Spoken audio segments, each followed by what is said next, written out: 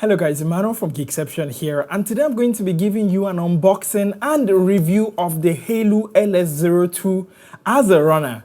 Let's begin.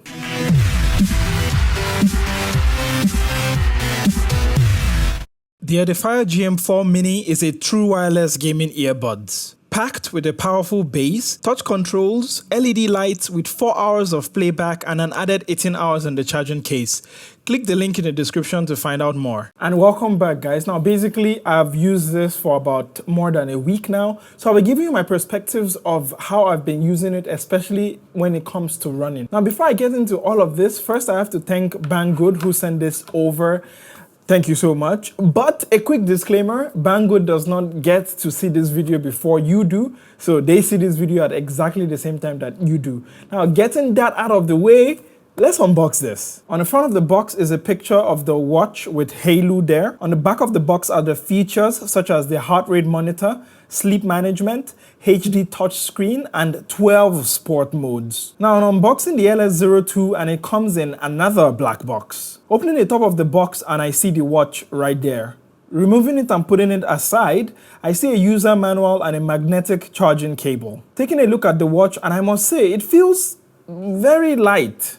Taking a quick tour around the watch, and there's a single button on the right side, heart rate sensor on the back of the watch, as well as pins for charging, and that is pretty much it. The watch strap used here on the Haylou LS02 is user replaceable and it is a 20mm band. And on turning on the watch, it shows you a QR code which when you scan it, it actually takes you to the App Store to download the Haylou app. Adding the app required me to log in to the Haylou app, go to the Add device and select the watch. Now, since we've gotten the unboxing out of the way, let's take a quick look here at the interface here on the watch. The default watch face, which comes with the LS02, shows you details such as the date, the time, heart rate, calories burnt, weather, and distance walked. Swiping to the right side shows you the activity monitor, heart rate readings, stopwatch, weather, and a take a break section. Swiping down from the main watch face reveals 4 items.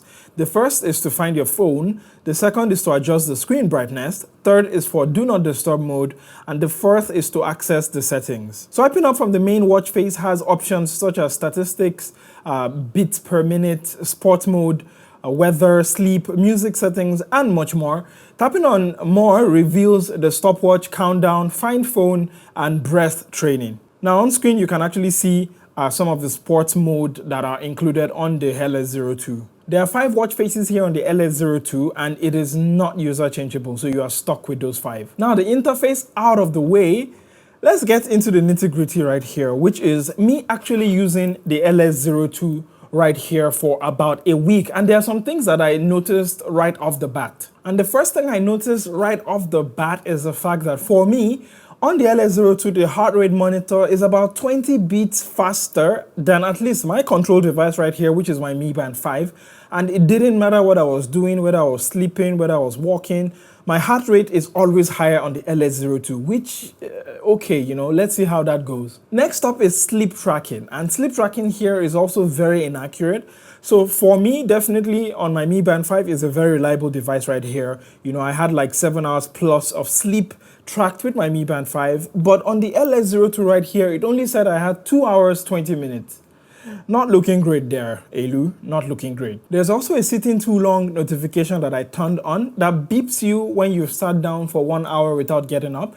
And initially, at least on my Mi Band 5 right here, it's a nice thing for me to, you know, get up and stretch my legs. But here on the LS02, it's way too strong. Like, it's 4 beeps on my hand and it feels like it wants to literally, like, you know, vibrate my hands off. So the first time it did that, I turned it off. And in fact, anytime you get any beeps with this, whether it's phone calls or anything, the vibration motor is too strong. And there is no option in the settings to actually reduce it. So the only thing I had to do was to turn it off. Now let's switch gears and actually go to the Haylou app, which is what you use to, you know, control the watch and everything. And yeah, it's not looking good either. While so far, if you've been watching this video, it does not look like I'm giving this a very good review, but again, this is my experience with the watch. I can definitely guarantee you that the app is way worse. Some immediate problems that I noticed like almost immediately when I started using the app is the fact that there is no way to actually manually trigger the app to refresh content from the watch. So that means that if you're in the mid feeder, for example, you can actually, pull down to refresh and it will actually fetch data from the watch. But for this one, there is no way for you to do that. So you have to just leave it to the app to decide when it wants to synchronize your data, which doesn't sound like it's a bad thing or it's a negative until like I'm actually running and I want to track my data and there's nothing showing up in the app, or I've gone to sleep and I wake up the next morning and I want to actually see a breakdown of my sleep and there's nothing in the app and I just have to wait for it to just decide to synchronize whenever it decides to. So again, a deal breaker for me. Another thing is the fact that it is not aesthetically pleasing at all. Now, this is very subjective. For some people, you don't care about how it looks, what it looks like, or you care about the functionality. But for me, I actually happen to care about how the app feels and looks like.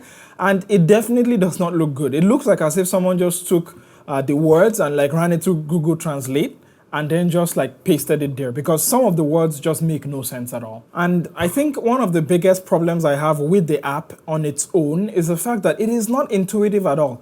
Now, looking at some of the options right here, why is the sports history called record? So if you run and you actually want to see your past runs, it's not called history, it's called record. What is up with that? Also, why is switching between sleeping data, why is it in a tiny little arrow on the top left and top right of the interface? I don't get it. It's like, don't you want to see, don't you want to show me my data? So many things in the interface just don't make sense, and it's like, I have to really use my brain to figure out where it are things, it's not very intuitive at all. Now, okay, let's just, let's remove the sleep tracking and heart rate and all of that, and let's actually go to what I've used it for, which is tracking my run. Now, I've gone on a couple of runs with this and I tracked runs at 3 places at the same time. So I tracked on the LS02 right here, I tracked on my Mi Band 5, and I also tracked on my iPhone with the Nike Run Club app. And it saddens me to say that of all the, I think, 3 runs that I tracked with this thing, with 3 devices at the same time, only one actually got recorded on the Haylou LS02, which means when I went into the app after my run, trying to look into my data, how did I perform and everything, there's nothing. There's just nothing. For 2 runs, it's just empty. It just did not synchronize. So obviously that is not great news for me. Compared to the Mi Band 5 here, for example, when you've hit 1 kilometer, the Mi Band is actually going to vibrate in your hand. So you actually know, you've run 1 kilometer. On the Haylou LS02, none of that. You get none of that, 0. On the Mi Band, when you stop, maybe to drink water or to tie your shoes or something, you actually get a pause notification right here. So it vibrates and it pauses the run for you. You don't have to do anything. When you start running again, it auto resumes. Here, nothing. It's like, oh yeah, this guy is just chilling right here, he's still running. The third thing is that even for the run that it did track, there was some discrepancies in the tracking data, which means that for my pace on my iPhone, for comparison, I think I ran a sub 6 minute pace. On my Mi Fit, it's a little bit closer at 7:09 pace right there. So, close enough. On the Haylou, it's 16 minutes, almost double, actually more than double. So how is it that much different? So I'll definitely tell you that if you're buying this for run tracking, maybe this is not what you want to buy. It's definitely not reliable at all. So coming to the conclusion of what I hope is not a very long video, for me personally, I track a lot of data. I track my sleep, I track my diet, I track my weight, which is every single day. I track my running, I track so many things, heart rate.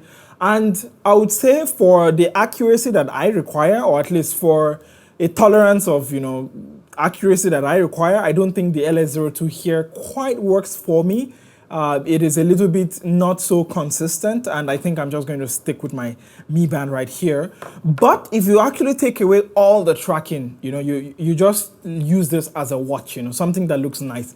I think it actually looks pretty good. I actually like the default watch face right here, which has, your steps that you've walked, the kilometers, your heart rate, which maybe is not the most accurate, but hey, at that stage, who cares, I actually like it. as a simple timepiece, and at the price point, which is about 100-ish ringgit, which is 30, 25-ish dollars, it's not so expensive that if I actually spend my money on this, which again, disclaimer, I did not. This got sent to me, so maybe that's why I'm like, I don't have buyer's remorse. But I think even if I did spend my money on it, I wouldn't really have buyer's remorse in the sense that, I would just treat this as a normal watch that shows me the time. But anyways, that's basically been it for my review, or for a runner-specific review of the Haylou LS02 right here. Have you bought this device and you're just watching this? What has been your experience? Do you plan on buying this and you just wanted to watch another person's review, which is mine? What do you think? Let me know all these comments and more in the comment section down below. And a huge shout out to Banggood for sending this over in case you want to buy this. The link to purchase is in the description down there below. And as usual, I shall catch you, lovely, awesome, amazing person, next time. Don't forget to take care of your awesome self and stay safe. Bye.